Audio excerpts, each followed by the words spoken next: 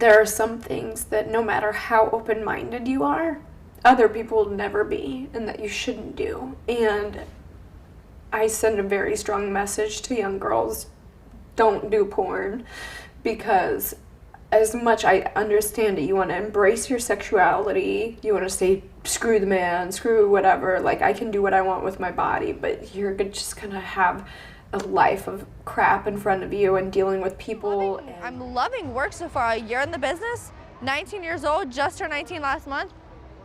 Fabulous. I'm ready for my to be worn out, because I've not yet had my worn out. I have a lot of my and it's still tight as very happy for that, but I'm loving it. My pussy, okay? My pussy is the key. Pussy is key. Pussy is life. Remember this, okay? Well-behaved women rarely make history, so honey, you need to do you. Go against the crowd, whatever it may be. Do you, man. You only get one life. Stop seeking approval from people that don't care.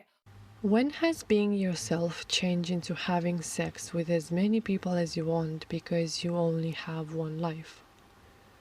Women misleading women can lead themselves into the tragedy of their own choices.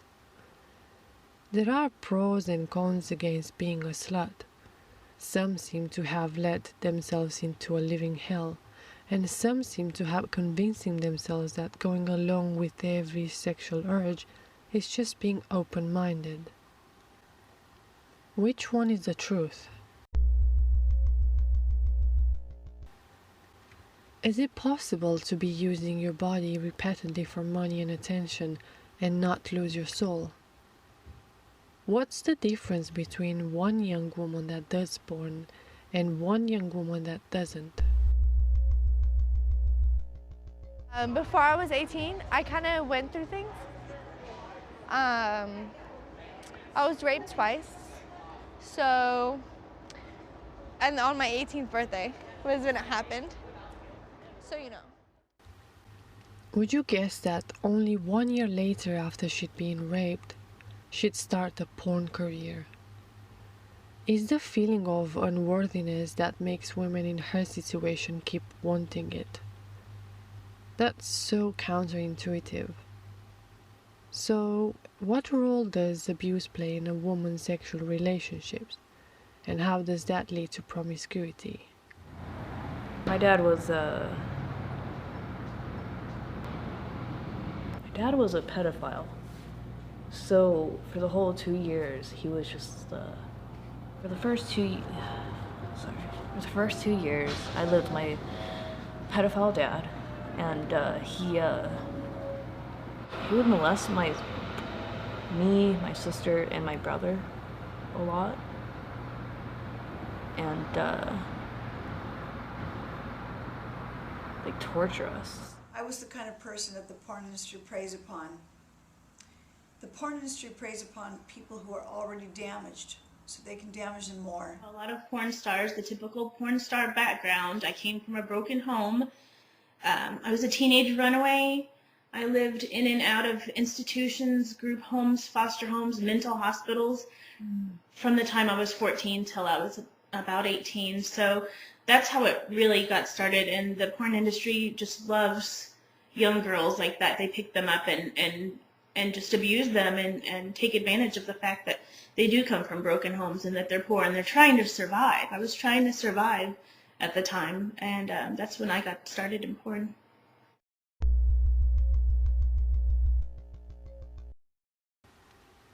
If the trauma has happened in childhood, when the child needs the attention and affection of adults the most, he will quickly learn that only through sexual behavior will be rewarded with attention and affection. In the adulthood, this most likely will contribute to the feeling of obligation of sex and how that can gain them affection.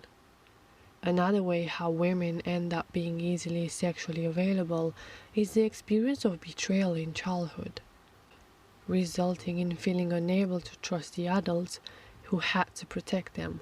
When these children reach adulthood, their sense of betrayal resulting from this abuse may result in poor judgment about whom they can trust, or even lead to a desperate search for a compensating relationship. That leads to insecure attachment, lower levels of sexual and relationship satisfaction, and more marital divorce.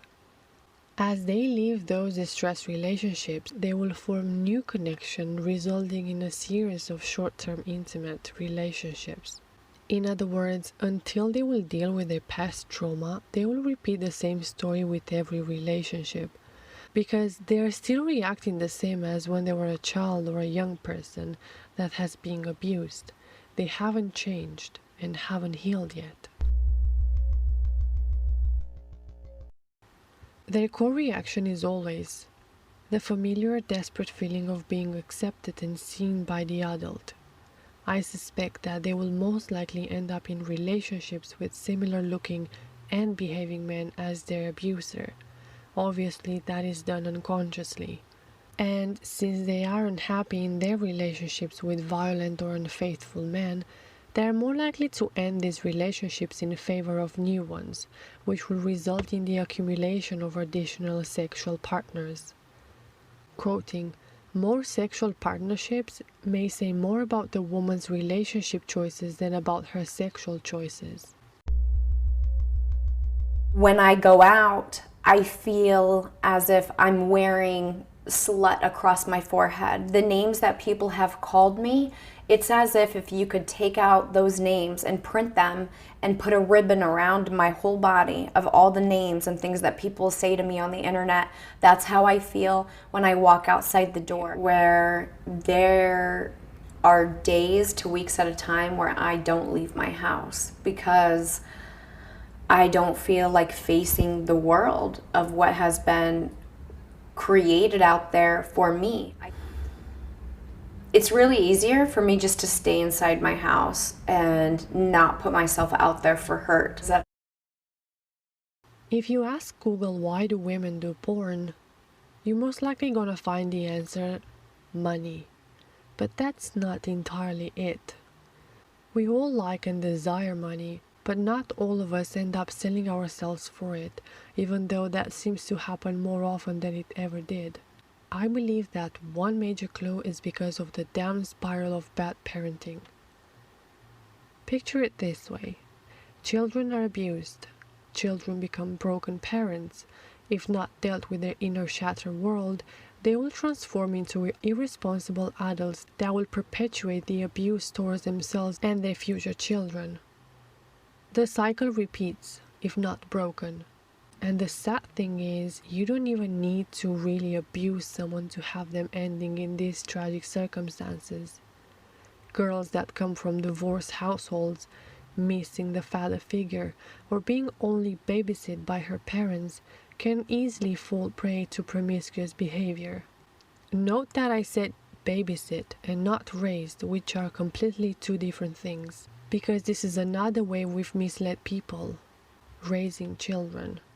So now that we kind of got a little glimpse behind the choices of promiscuous women, perhaps we can make sense out of the negative experiences we had in the past with these types of women.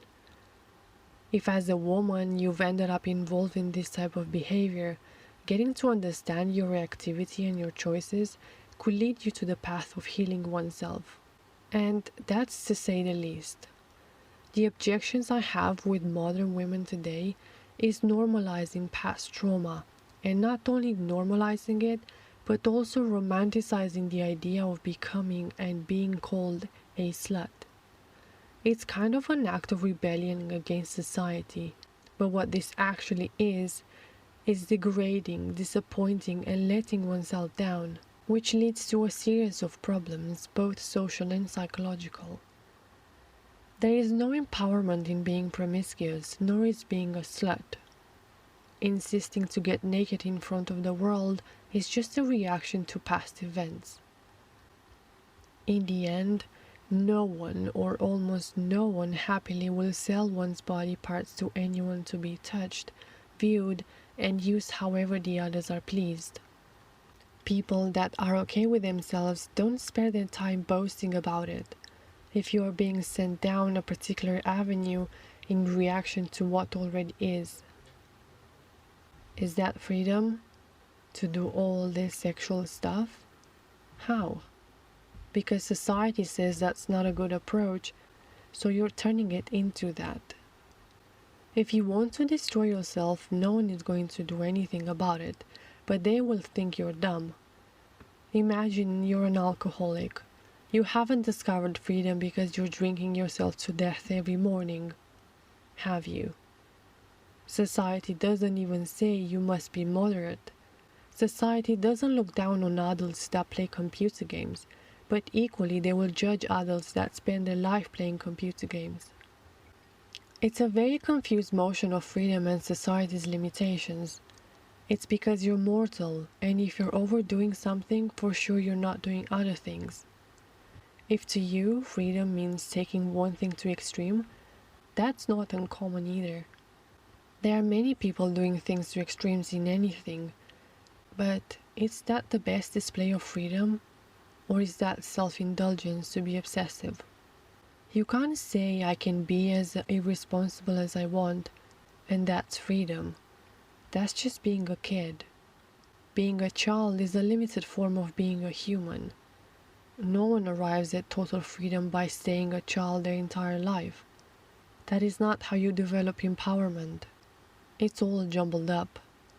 In conclusion, of course society will judge you from doing stuff, same how you will someone that uses violence as obsessive as women parade for being a slut. But not because society doesn't want you to be free. It's just not a good idea.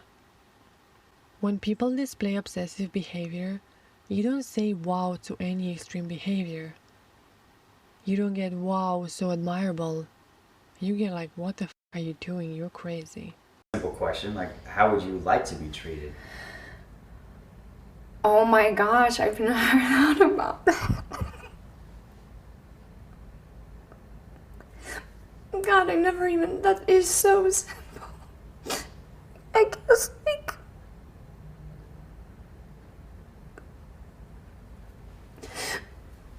I would,